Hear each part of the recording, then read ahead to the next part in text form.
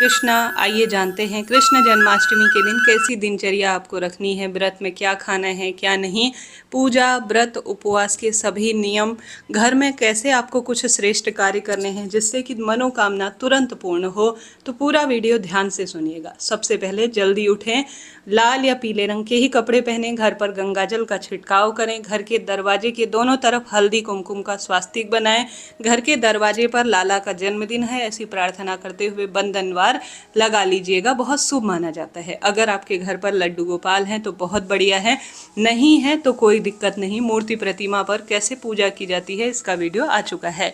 घर के दरवाजे पर सुबह शाम दीपक लगाकर और घर पर जल का जो दरवाजा है उस पर छिड़काव करें। घर के सदस्यों के साथ सुबह और शाम और रात्रि की पूजा की जाए तो तुरंत मनोकामना पूर्ण होती है। मोबाइल में आप सभी जो है हरे कृष्णा हरे रामा श्री कृष्ण गोविंद हरे मुरारी इन नाम मंत्रों का स्मरण करते हुए पूजन करते हैं या चलाकर छोड़ते हैं तो शुभ माना जाता है।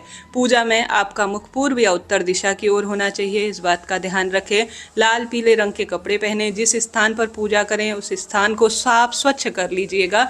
अब आप सभी को सुबह पूजा में अन्य देवी देवताओं की पूजा आप पहले कर लीजिए, जैसे गणेश जी महाराज और अन्य देवता जो विराजमान है घर के मंदिर में उनकी पूजा सबसे पहले आप कर लीजिए। उसके बाद आप कान्हा अगर आपके पास हैं तो बाल गोपाल को एक मूर्ति प्रतिमा के स्वरूप में आपके पास जिस भी तरह से है तो सबसे पहले शंख में जल भरकर आप स्नान कराएं। उसके बाद दूध दही घी शक्कर शहद से भी स्नान करा लीजिए, ठीक है।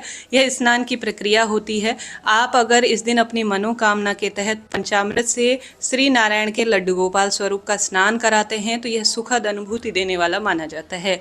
उससे पहले एक दीपक जरूर लगा लीजिएगा और साथ ही धूप प्रज्वलित कर लीजिएगा ताकि आपकी पूजा पाठ के साक्षी आपके शुभ अभिषेक और संपूर्ण पूजा के दीप देवता साक्षी रहें। तो यह कार्य आप जरूर करें।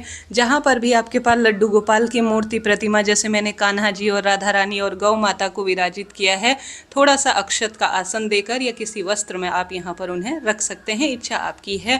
शंख जो है विशेष माना जाता है जो कि श्री नारायण का ही स्वरूप है और समुद्र मंथन में यह उत्पन्न हुआ है। अगर शंख में कच्चा दूध या जल भरकर तुलसी पत्र डालकर इस दिन श्री नारायण का स्वरूप का अभिषेक कराया जाए तो लाभदायक माना जाता है। अभिषेक कराने के बाद किसी भी साफ स्वच्छ रुमाल टावल से अंग प्रेषित करें, अर्थात उनके अंगों को पूर्ण रूप से आपको पोंछना है और साथ के साथ उनके स्थान पर उन्हें वस्त्र इत्यादि पहनाकर आप विराजित कर दीजिए।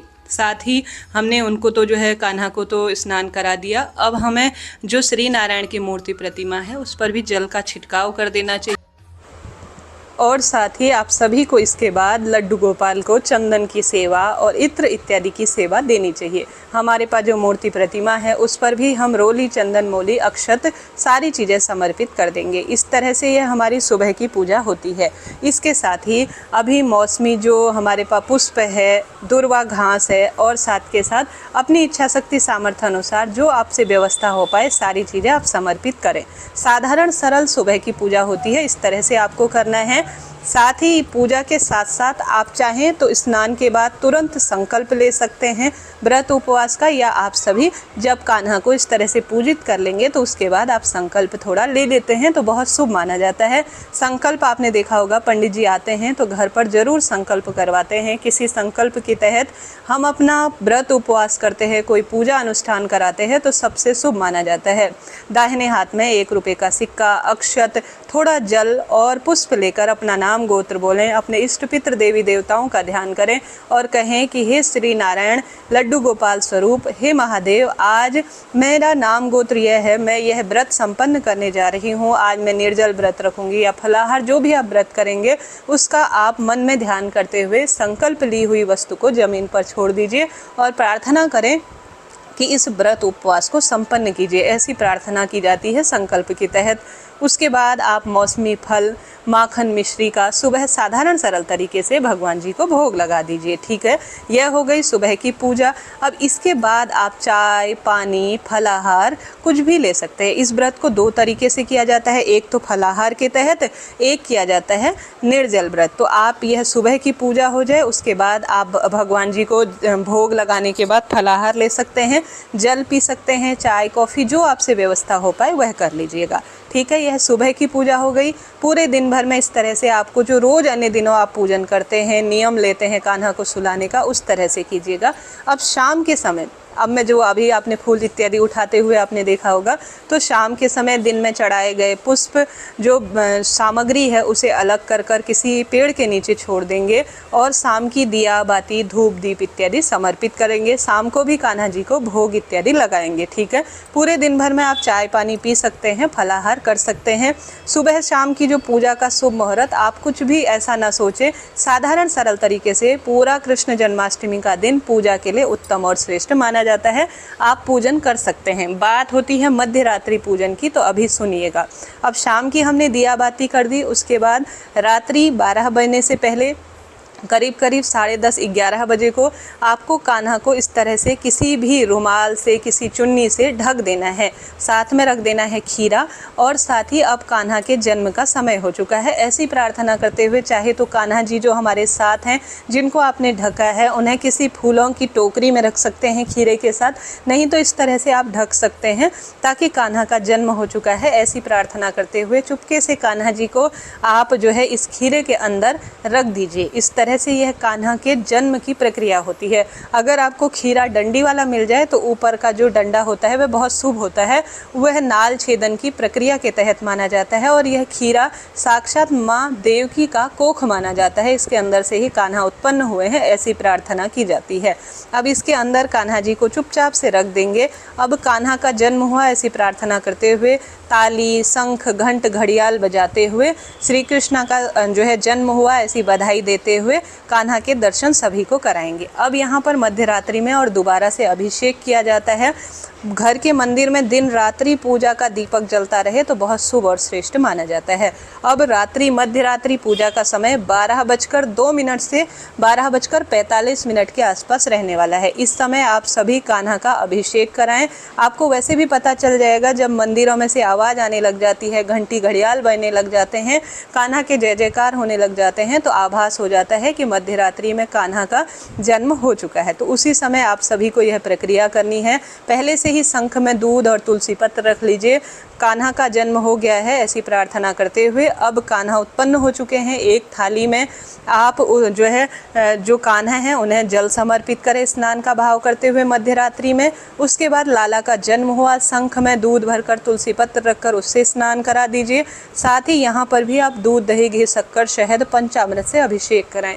देखिए रोज रोज हम विशेष तिथि पर पंचामृत से अभिषेक नहीं करा पाते हैं, परंतु इस दिन मनोकामना कहते हुए नाम मंत्र का स्मरण करते हुए आप अगर पंचामृत से अभिषेक कराते हैं तो श्रेष्ठ माना जाता है। पंचामृत को आपको चरणामृत इसे कहा जाता है। जब भगवान जी को से स्नान कराया जाता है तो यह चरणामृत हो जाता है, तो इसे आप व्रत में ग्रहण कर सकते हैं। इससे सभी तरह की पीड़ा शंका का निदान होता है और सब सुर्खों की अनुभूति हो जाती है। तो यह कार्य आप जरूर करें। तो इस तरह से स्नान हुआ हमारा।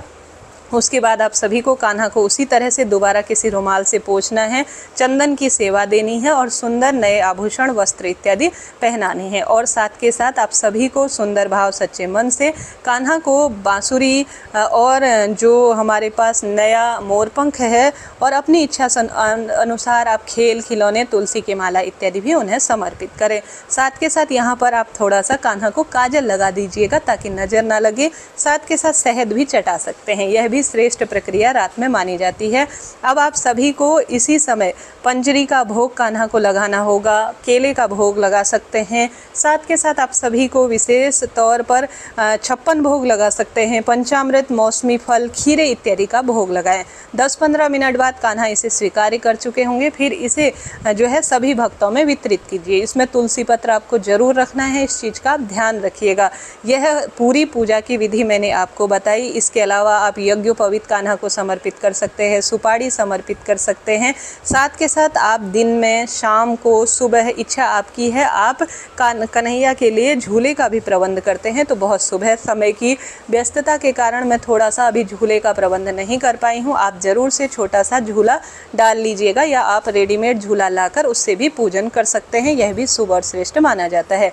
तो इस तरह से आपको कान्हा को झूला सुबह, शाम, मध्य रात्रि जब आपका समय हो स्नान स्नान इत्यादि कराने के बाद आप कभी भी दे सकते हैं। पैसे कान्हा पर न्योछावर जरूर करें, बाद में किसी गौशाला में इन्हें दान दे देते हैं तो बहुत शुभ माना जाता है। तो इस तरह से आपको भोग इत्यादि लगाना है, जल कान्हा के समक्ष रखना है और मध्य रात्रि में आप सभी को इस प्रसाद को बाद में वितरित कर देना है। अब रात्रि को हम सभी को एक अन्य दीपक लगाएं, कपूर उसमें रखें और कान्हा जी की आरती गा लीजिए। 2 आरती गा लीजिएगा और सुंदर भाव सच्चे मन से सभी भक्तों में प्रसाद वितरित करें। भूल चूक के लिए क्षमा प्रार्थी हों और जब दीपक कान्हा जी को आप दे देंगे तो उसके बाद जो है दीपक में से 3 बार जल घुमाकर जमीन पर छोड़ दीजिए। व्रत कब खोलना होता है? व्रत आप रात्रि को भी खोल सकते हैं, जैसे 12:45 तक कान्हा का जन्म करा लीजिए। उसके बाद दूसरा दिन हो गया है, ऐसी प्रार्थना करते हुए आप सभी को तुलसी पत्र खाकर या पंजरी खाकर अपने व्रत को, चंद्रमा को अर्घ देने के बाद अपने व्रत को आप खोल सकते हैं, या सुबह सूर्य उदय के बाद भी व्रत खोला जा सकता है, कोई चिंता टेंशन के बाद नहीं है। तो इस तरह से ये कृष्ण जन्माष्टमी की संपूर्ण पूजा विधि मैंने आपको बताई। जरा सा भी वीडियो उचित उपयोगी रहते हैं तो राधे राधे जरूर लिखें। व्रत के दिन आपको तुलसी पत्र नहीं तोड़ना है, बाल एक दिन पहले आप सभी धो लीजिए, इस बात का आप ध्यान रखें। व्रत के दिन साबुन शैम्पू का प्रयोग ना करें, इस चीज़ का भी आप ध्यान रखिएगा। और साथ के साथ झूठ, छल, कपट इत्यादि से दूर रखें। अपने आप को हरि कीर्तन में समय व्यतीत दें और ज़्यादा से ज़्यादा प्रभु भक्ति में समय लगाएं। और साथ ही इस बात का ध्यान रखें कि आप जैसा सुंदर भाव सच्चे मन से विशेष मनोकामना पूर्ति के तहत तुलसी की लकड़ी का दीपक यहाँ लगा सकते हैं। आप तुलसी की माला यहाँ पर कान्हा जी को अपनी इच्छा अनुसार समर्पित करते हैं तो यह भी शुभ और श्रेष्ठ ही माना जाता है। तो कृष्ण जन्माष्टमी की यह साधारण सरल परंतु श्रेष्ठ पूजा है। दूसरे दिन आप चौकी को यहाँ